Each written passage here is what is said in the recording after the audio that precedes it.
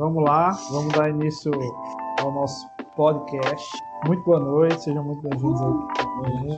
Você que nos ouve, espero que não dê sono hoje, como tem dado nas outras vezes, mas a gente vai dar continuidade hoje, carta 15, ao livro Cartas de um Diabo ao Seu Aprendiz. Não é capítulo, são cartas.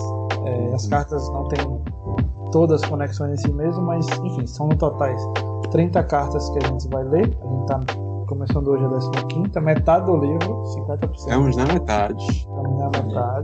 E esse livro trata de conselhos que o diabo dá ao seu aprendiz, de como fazer o ser humano viver de acordo com a vontade do diabo, si mesmo, e se distanciar de Deus. Então a gente vai dar continuidade hoje. Espero que você consiga absorver muitas coisas e aplicá-las na sua vida. E é isso. Henrique tá doido pra falar. Henrique tá... Tô dizendo. A 15 é a minha, eu sou do passado. Sim, a 15 é a minha. Muito boa, boy. A 15, ela mudou completamente o meu conceito sobre tempo.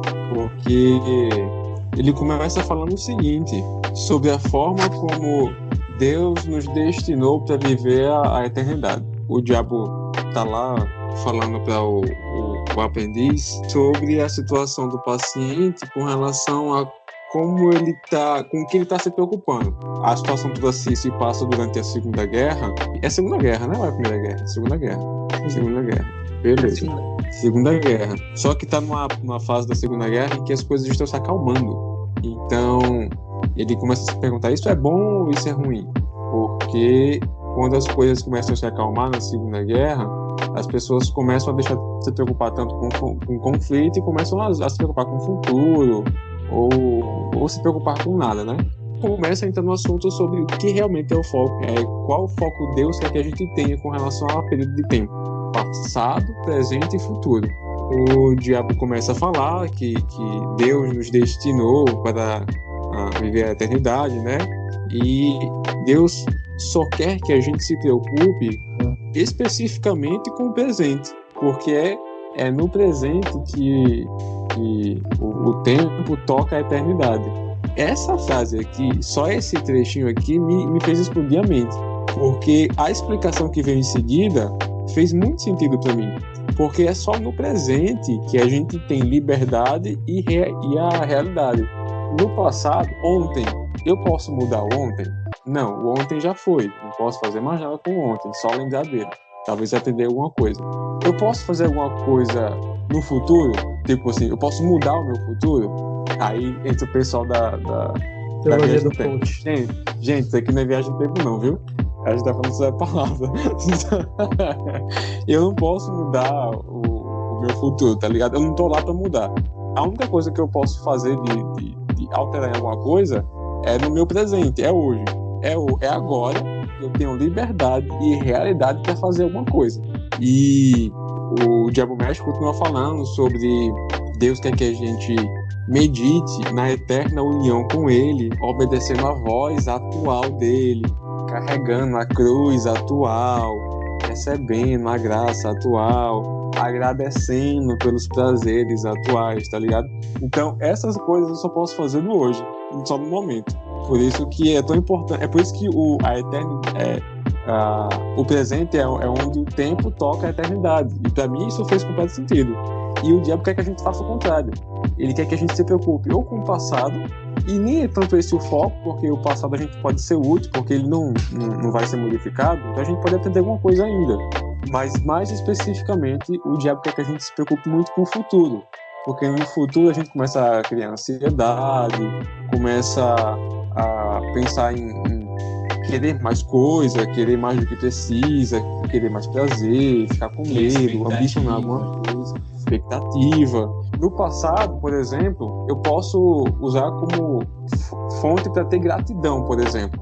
Hoje eu posso focar no amor específico, atuar com amor. Mas no futuro, até então, só vi exemplos assim, não muito agradáveis que o C.S. Lewis deu. Por exemplo, no futuro o foco seria em buscar, o resultado seria avareza, medo, luxúria, em ter mais prazer, né, ambição e etc. E não sei se vocês captaram isso também na leitura do livro. Até o primeiro momento coach, que eu vou dar aqui agora, é que se você não é capaz de criar o seu futuro, você pode construir. Deus. Assinado Lúcifer. É importante explicar pro pessoal isso, né? Porque tipo, a gente escuta muito isso. Mas construa o seu futuro, você será o que você quiser ser, você pode chegar onde você quiser chegar, você pode alcançar o que você quiser. Isso, de um ponto de vista bíblico ou do ponto de vista, digamos assim, realista, isso é impossível porque você não sabe o que vai acontecer no seu futuro. É como... tipo, acho que Tiago, lá no livro de Tiago, vai falar sobre isso, né? Que, tipo, essas coisas não existem. Ou você fala assim, se Deus quiser, eu vou ser alguma coisa, mas se Ele não quiser, meu amigo, eu posso planejar o que for e não vai fazer diferença. E é interessante que o livro, ele fala sobre isso, mas a carta também vai falar de um tipo de pensamento no futuro, que é o que Deus talvez queira que a gente pense. E aí, não sei se a gente vai entrar nisso mais pra frente, mas é interessante você entender que Deus quer que a gente se preocupe só com a eternidade e com o hoje. Até porque o hoje é um reflexo do que é a eternidade. E eu lembrei de um texto lá de Mateus 6, que Jesus fala assim: portanto, não vos preocupeis com o dia de amanhã, né? Pois o amanhã trará suas próprias preocupações. Então, assim, basta cada dia o seu próprio mal. Então, tipo, Jesus estava querendo justamente trazer essa ideia de, tipo assim, e ele traz uma ideia num contexto de necessidades físicas, né? Que ele vai falar de comida, de bebida, de roupa. Ele fala assim, não fique preocupado com essas coisas, porque quem não conhece a Deus é quem se preocupa com o futuro. Quem conhece a Deus está preocupado em viver o hoje, sabendo que o futuro, tipo, digamos assim, a Deus pertence, né? E existe um outro texto lá em Eclesiastes que Salomão vai dizer assim: nunca diga porque os dias passados foram melhores do que hoje, porque não é sábio fazer esse tipo de questionamento. Então, tipo, a Bíblia é muito harmônica, né? E ela em todos os momentos vai nos mostrar justamente essa preocupação de Deus em nos fazer ficar fixado no eterno, que é Ele, né? É isso que a carta fala, o eterno é Ele, e no presente, que a gente tem para viver hoje. Sim. Acho que sobre o futuro, do diabo querer colocar em nossas mentes a questão da incerteza, né? Da incerteza gerar todo esse sentimento ruim, que por exemplo leva as pessoas a querer acumular riquezas e não pensar nos outros. É tipo, eu vou pensar em mim porque eu não sei o que vai acontecer amanhã, eu vou pensar em mim, não vou pensar nos outros. Então, tipo, acaba acontecendo essa questão realmente que Henrique falou da avareza, de pensamento só em si mesmo, e todos esses sentimentos que são ruins, que não provém de Deus, no caso. E falando sobre esses sentimentos ruins, né, algo que é bem interessante, que ataca muito o nosso século, é a questão da ansiedade, né? Se a gente for prestar bem atenção, se eu estou ansioso, é porque eu não estou confiando, falando para quem é cristão, se eu estou ansioso com o que vai poder acontecer amanhã ou depois, é porque eu não estou confiando que Deus está me guiando da maneira que Ele quer, ou que Ele vai me guardar, ou fazer isso e aquilo. Então acho bem interessante essa questão da gente confiar que Deus, né, se Ele é nosso Pai mesmo, se a gente confia que Ele é nosso Pai, Ele está nos levando, Ele está nos guiando. Saber que eu tenho uma esperança eterna, que minha confiança maior é nisso. E que eu tenho um Pai que está me guiando, né, como Romanos 8:28 fala, né, que todas as coisas cooperam para o bem daqueles que amam a Deus. Então, muitas vezes, eu tenho que confiar nisso, né? Confiar, por exemplo, o pessoal que está sendo hoje, agora, nesse momento, está sendo maltratado por causa do Evangelho. Você imagine só um familiar de uma pessoa dessa que acabou de se converter. Eu acho que o pastor lá da igreja costuma falar assim, que o fazer é muito mais fácil do que confiar. Então, eu acho que a gente tem que confiar mais em Deus, saber que mesmo diante de qualquer circunstância, Ele está tendo cuidado da gente. Cara, tem um trecho na carta que é bem interessante, que ele diz assim: é isso o diabo mestre falando pro aprendiz, né? É bem melhor fazê-los viver no futuro. As necessidades biológicas já fazem com que todas as suas paixões apontem nessa direção, de modo que o pensamento sobre o futuro sempre instiga a esperança e o medo. Eles também desconhecem o fato. Então, ao fazê-lo pensar sobre o futuro, nós estamos fazendo com que eles pensem em coisas irreais. Em uma palavra, futuro é de todas as coisas aquela que menos se assemelha à eternidade. Então, o objetivo deles é fazer a gente pensar no futuro, porque são coisas totalmente irreais. São, no caso, coisas imaginárias que a gente começa a pensar, imaginar coisas que, no caso, podem nem acontecer. Como é o caso, por exemplo, quem conviveu com pessoa que, por exemplo, sofre de ansiedade ou convive, vai saber do que eu tô falando. Que, por exemplo, a pessoa começa a pensar um monte de coisa que, tipo, você sabe que realmente não vai acontecer, mas a pessoa que sofre com aquilo, caso ela acaba um monte de pensamentos vindo e você sabe que aquilo não é real, mas a pessoa acaba pensando muito sobre aquilo também. E vai acumulando, internaliza, e aqui fica com ela na cabeça o tempo todo. Exato. E a ansiedade, às vezes, ela não é só necessariamente no sentido de não saber o que vai acontecer. Sim. Mas é no sentido também de, às vezes, não acontecer o que eu quero que aconteça, né? Tipo, às vezes você se torna ansioso por querer que algo aconteça agora, que você planejou para que isso acontecesse. Enquanto isso não acontece, você vai ficando frustrado. Enfim, é o que ele fala lá no final da carta, de que a pessoa, ele diz assim, o seu paciente talvez não está preocupado com o futuro, não porque ele não se preocupe com o presente, mas porque ele acha que o futuro dele vai ser bom. Tipo assim, ele acha que vai dar tudo certo, então não importa, ele vai trabalhando para construir o futuro dele, porque ele acha que vai dar certo, então ele está sempre o tempo todo assim, em paz, porque ele acha que o futuro vai ser aceitável.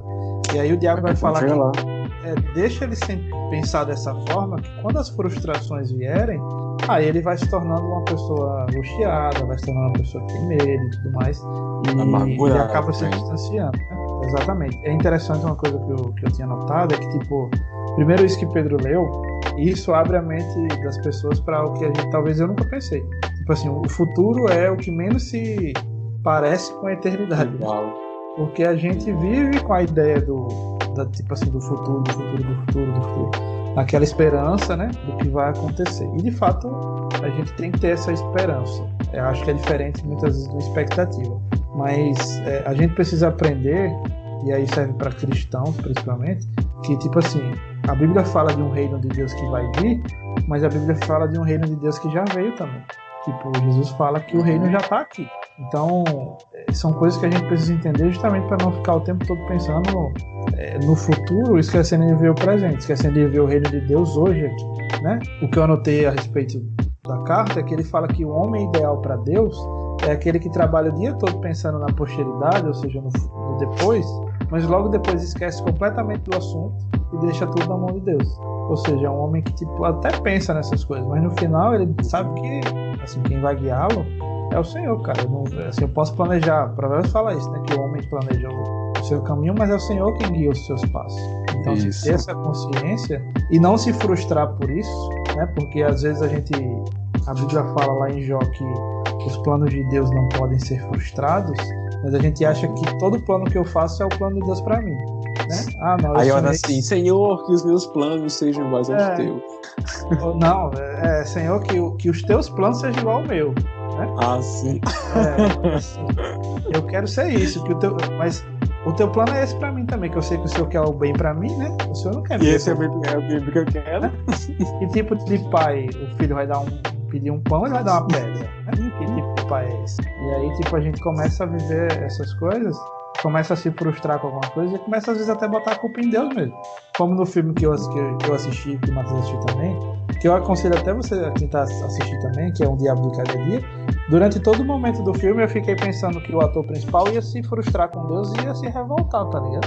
Tipo assim, ele ia se revoltar de tudo, porque aconteceu muita coisa ruim com ele. Mas no final parece que ele até vai orar e pedir a Deus, meio que tentar se livrar do passado, né? Tentar vencer algumas coisas, algumas dificuldades que ele viveu, e ele não se frustrou por isso. E acho que essa consciência de saber que a sua vida não é sua, você não tem o controle dela para fazer o que quiser, você pode até planejar, mas nem sempre dá certo, e a verdade é que a maioria das vezes não dá mesmo, faz com que você seja uma pessoa muito mais sábia e saiba aproveitar muito melhor os seus dias maus e dias bons também.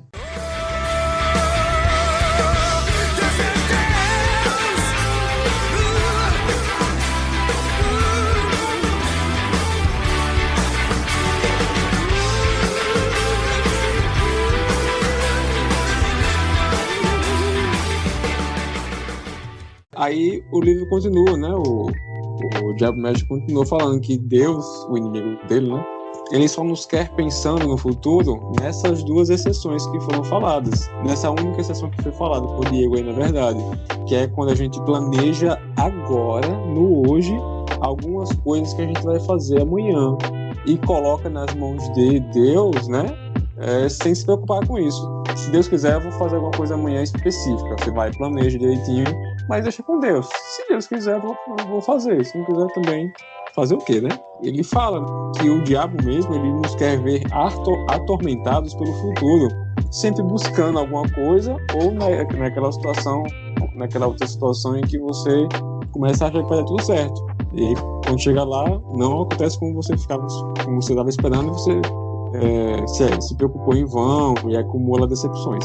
Vou finalizar aqui a minha parte com um trecho do último parágrafo que o Lewis escreveu, que era o seguinte: era o diabo falando assim: se, por outro lado, ele, no caso o paciente, a pessoa, estiver consciente dos horrores que o futuro pode lhe reservar e estiver rezando para obter as virtudes com que poderá enfrentá-los, e ao mesmo tempo estiver preocupado com o presente apenas porque nele estão todo o dever, graça, conhecimento e prazer, seu estado de espírito não nos valerá de nada. Ou seja, o que é importante é isso aqui: eu me preocupar com o futuro apenas o suficiente, mas focar no hoje. A frase que eu consigo dar do final dessa carta como ensinamento é que é hoje que a gente está mais perto da eternidade. A eternidade está para vir, né? A gente tá para ganhar a vida eterna, tá para estar com Jesus logo. Mas hoje eu estou mais perto de Jesus, hoje eu estou mais perto da eternidade do que quando chegar o Apocalipse, não sei quando aí. Amanhã talvez, mas hoje eu estou mais perto. Enquanto que eu ao ouvir, né, isso tudo que vocês estão falando, acredito que tem uma ligação sim, é justamente a questão da morte, levando para um contexto de morte. A morte, ela, assim, popularmente falando, ela não tem futuro, vamos dizer assim. Porque a pessoa morreu e aí, para as pessoas, né, para quem não é cristã, enfim, aquilo acabou. E aí vem todo aquele sofrimento, tudo aquilo, poxa, ele era tão jovem, ele tem tanta coisa para viver, e aí vem justamente essa ligação com o futuro, né? E aí é justamente o que é falado, que o inimigo quer que você cada vez mais pense no futuro, porque você vai deixar de ver o presente. Só que aí no contexto, né, e aí não estão ligando com o que o livro fala, é justamente isso. Muitas vezes, pessoas param justamente por essa questão da morte, né? Até mesmo cristãos, né? Pessoas cristãs se revoltam contra Deus porque esquecem justamente da eternidade. Então as pessoas estão muito mais preocupadas com as coisas aqui, né? Que é com o futuro, não que seja errado ter uma boa condição, né? de vida, tudo certinho, um carro, isso não é errado. Mas muitas vezes as pessoas estão tão mais preocupadas com isso, tão idolatrando isso na sua vida, que acaba esquecendo justamente que é a eternidade, que a gente está aqui, o passagem, né, como lá diz em Tiago, que a gente é como uma névoa, né, uma garoa, alguma coisa assim, se eu não me engano. Uma nuvem. Uma nuvem, uma névoa, que logo se dissipa. Uhum. E aí a gente acaba esquecendo justamente, às vezes até nós mesmos esquecemos disso, e esquecemos da eternidade com Cristo, que é o que realmente importa. Né? E além disso, claro, é justamente fazer o que ele pediu para a gente fazer, né, na palavra dele, que é justamente propagar a palavra, tornar ele conhecido. Então, é justamente esse pensamento de futuro que nos faz muitas vezes parar, e muitas vezes já tem pessoas que já pararam e aí se rebelaram contra Deus, mas porque esqueceram de uma eternidade com ele, que é o ápice das nossas vidas. É o principal, né?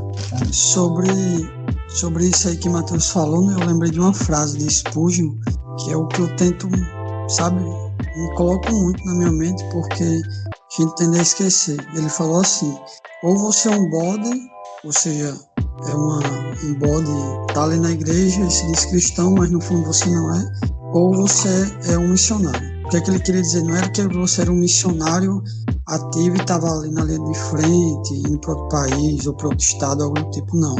É ter o entendimento que você está numa missão, quer onde você esteja. Saber que, tipo, aqui você é apenas um peregrino, como a própria palavra fala, e que a gente está com a mochila nas costas. E está passando por essa terra aqui, como o Matheus falou, mas com a missão. Saber que tudo aqui é passageiro e que o intuito final não é terminar, eu viver minha vida, chegar ao ápice daquilo que eu queria conquistar e terminar aqui, não. Todas as coisas que eu faço têm um intuito eterno, né? Saber que eu estou em missão aqui. Não estou vivendo e vai acabar aqui pronto, não. Eu acho que é algo que a gente, pelo menos para mim, né, eu tenho que parar, às vezes, parar, refletir e pensar, opa, eu estou em missão. Eu não estou tendo que viver isso, não. Eu estou vivendo essas coisas sim, eu tenho que viver, eu tenho minhas responsabilidades como marido, como uma pessoa na sociedade, mas sempre me lembrando que eu estou numa missão. Nunca esquecer disso. Eu não estou em casa. Existe um texto que está lá em Efésios 5, que Paulo vai falar, tipo, tenham cuidado com a maneira como vocês vivem, né? Não sejam como insensatos, mas como sábios, aproveitando ao máximo cada oportunidade, porque os dias são maus. Então, tipo, é a gente viver nessa ideia de saber justamente o que vocês estão falando, né? Aproveitar que a gente está aqui de passagem, então eu tenho que saber aproveitar o tempo que eu estou aqui. Não no sentido de aproveitar, no sentido de prazer. Curtir. Mas no sentido de saber que aqui a vida é passageira, eu preciso fazer o que tem que ser feito. Uma coisa que eu anotei que eu achei muito, mais uma vez, pesado, entre aspas. Primeiro, a carta sempre fala de quanto Deus nos ama, né? Tipo, o diabo sempre faz questão de falar, tipo assim, como Deus ama esses vermezinhos, ou coisas parecidas. Mas, tipo, enquanto ele fala que, tipo, a vontade de Deus, o homem ideal para Deus é aquele homem que trabalha hoje, pensa no futuro, mas logo esquece do futuro e deixa isso nas mãos de Deus, o que o diabo quer é um homem que fique o tempo todo atormentado pelo futuro, né? É um cara assombrado, ele usa o termo assombrado por visões de um céu e de um inferno eminente sobre a terra, e pronto a desobedecer às ordens do inimigo, seria Deus, no presente, se ao fazê-lo ele acreditar que poderá obter o céu e evitar o inferno. Independente por sua fé no sucesso ou no fracasso dos planos cujo objetivo ele não viverá o suficiente para presenciar. E aí ele conclui falando assim: queremos uma raça inteira de seres perpetualmente em busca do fim do arco-íris, jamais honestos, jamais gentios, jamais felizes agora, e sempre usando toda a dádiva verdadeira que lhes foi concedida no presente como um combustível para encher as dádivas do futuro. Então, tipo assim, eu olhei essa frase e eu pensei, cara, essa frase nunca foi tão atual. Óbvio que eles viam um contexto, mas o contexto que a gente vive hoje é esse contexto, das pessoas que não pensam no agora. Elas estão continuamente pensando no futuro, né? De encher os celeiros no futuro, porque no futuro eu vou ser isso. Quantas pessoas vocês conhecem? Ou quantos de vocês pensaram assim? Quando eu tiver tal emprego, eu vou servir ao Senhor. Quando eu tiver tal coisa, eu vou fazer o que Deus quer que eu faça. Quando eu chegar em tal patamar, eu vou fazer o que Deus quer que eu faça. Enfim. E quando ele fala assim de pessoas que vivem em busca de um sucesso ou fracasso em planos cujo objetivo ele não vai viver se sente para presenciar, é justamente isso. É das pessoas que vivem pensando assim, não, porque no futuro eu vou ser tal coisa. E na realidade você nunca vai viver isso, porque talvez você não chegue nem lá. Então, tipo, a gente vive essa realidade e é muito triste isso. É tipo, Deus fez você para um plano, colocou você em um lugar para que você viva a sua vida, né? Tendo os prazeres que Ele deu, fazendo com que você viva coisas boas, sua família, seu trabalho e tudo mais, mas nunca pensando que aqui é o que importa, né? É quando Paulo fala lá de você manter os olhos fixos naquilo que não se vê, porque o que não se vê, né, é eterno. É justamente disso que Paulo está falando. É de você ter uma vida muito mais consciente de que, tipo, tudo isso aqui vai passar, isso aqui às vezes nem importa. Eu tenho que fazer o meu melhor, enfim, eu tenho que trabalhar, eu tenho que dar sustento para minha família, eu tenho que fazer tudo isso que eu tenho que fazer enquanto ser humano, mas, tipo, o futuro, cara, eu não vou viver pensando nisso, porque o que eu tenho é hoje. E aí uma coisa que eu achei interessante no final da carta que o Henrique falou, se por outro lado ele estiver consciente dos horrores que o futuro pode lhe preservar, né? Pode lhe preservar, e estiver rezando para obter virtudes, como que poderá enfrentá-los? Tipo assim, a ideia C.S. Lewis não é nem que você ore para que Deus livre você das dificuldades, mas é para que Deus lhe dê virtudes, ou seja, capacidades, entre aspas, para você passar por elas, porque você vai passar. Existe uma frase uma música dos Arrais, que eu escutava e não entendia. A frase fala assim: somente uma fé que se abalou, inabalável é. Tipo assim, e eu ficava pensando sobre essa frase, mas como assim? Uma fé que se abalou, inabalável é. E é justamente a ideia de você entender que você vai passar por dificuldades. Né? Uma fé inabalável não é uma fé que não passa por dificuldade. É justamente uma fé que se coloca em uma condição de poder ser abalável, e por isso não vai ser abalada. E hoje a gente vive um contexto de pessoas que querem fugir dessas dificuldades. A pessoa quer fugir do processo, né? Tipo assim, é como o cara lá, esqueci o nome dele, que quis fugir de Deus, Jonas. Quis fugir de Deus. E tipo assim, até a própria fuga de Jonas era um processo. E que ele não queria passar por aquilo. Mas foi nesse processo, nas dificuldades que ele passou, como o Elton citou em cartas passadas, se eu não me engano, o processo da vida de Jó, que com certeza não queria passar pelo que passou, e ninguém queria passar pelo que passou, mas foi necessário ele ter passado, para no final ele olhar e dizer assim: eu não conhecia o Senhor, né? Eu conhecia o Senhor de ouvir falar, mas agora eu conheço o Senhor face a face. Então são nos processos, muitas vezes de dores, e nesses processos de abalo, que você conseguirá uma fé como inabalável. Não porque tipo assim, você é capaz de fazer alguma coisa, mas porque você sabe que você não é capaz, mas você crê que o Senhor pode sustentar em meio a essas dificuldades. Então eu finalizo com isso, assim, você que está ouvindo, tem essa consciência de que você vai passar por situações ruins. Quem é que estava esperando Covid aí, meu Deus do céu, né? Quem é que sabia que... E tipo assim, as pessoas falam... quantos planos a gente fez? E várias pessoas morrendo. Às vezes tem pessoas que debocham do Covid porque não perderam familiares, né? Porque as pessoas que eu conheço que perderam familiares, eu não perdi nenhum, graças a Deus mesmo. Mas eu conheço pessoas que perderam e que sofrem muito por isso. Tipo assim, Covid é besteira, tá? Mas nunca mais eu vou ver meu pai, nunca mais eu vou ver minha mãe. Mas essa besteira que você tá falando tirou as pessoas próximas a mim. Então, tipo assim, você viver com essa consciência de saber que coisas ruins vão acontecer, né? E que você vai se abalar para poder ter uma fé inabalável, faz com que você consiga viver de uma maneira mais sábia, remir melhor o seu tempo, né? Saber usufruir das oportunidades que o Senhor lhe dá para poder glorificá-lo de todas as formas possíveis, seja pregando, seja tratando alguém bem, seja, enfim, sendo um exemplo para outras pessoas. É uma consciência que a gente tem que buscar a todo momento. Então, finalizando, e também, né, para quem está ouvindo, não deixando alguma brecha tipo assim, não sendo hipócrita, né?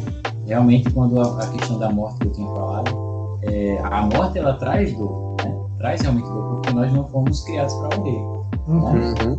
E aí, por isso que traz essa dor, realmente. E aí, levando no contexto, e aí pode até se encaixar com isso que o Diego falou. Muitas vezes pode ser até um processo, né? Na vida que a pessoa está passando, né? Infelizmente uma perda, vamos dizer assim, mas que quando você tem ciência e essa pessoa está em Cristo, ela está na eternidade. E aí, justamente, você vai conseguir encontrar ela mediante a esperança que Cristo nos deu. Né? Então, temos a fé e cremos nisso até a vinda dele. Né? Então, não sendo hipócrita, realmente dói mesmo.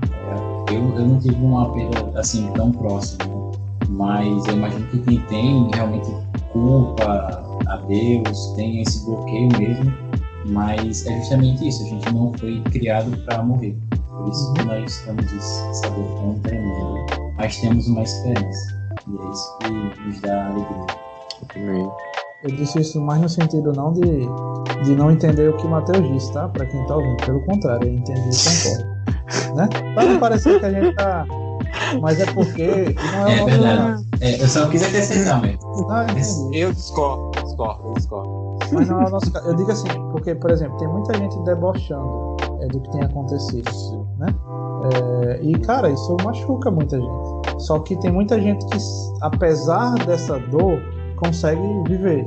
Justamente porque tem essa consciência. Tipo assim, é como a carta fala, tipo assim, de procurar virtudes para que eu possa passar pelos horrores. Você ter essa consciência, né, de tipo assim, Deus me ajuda a passar por esse processo.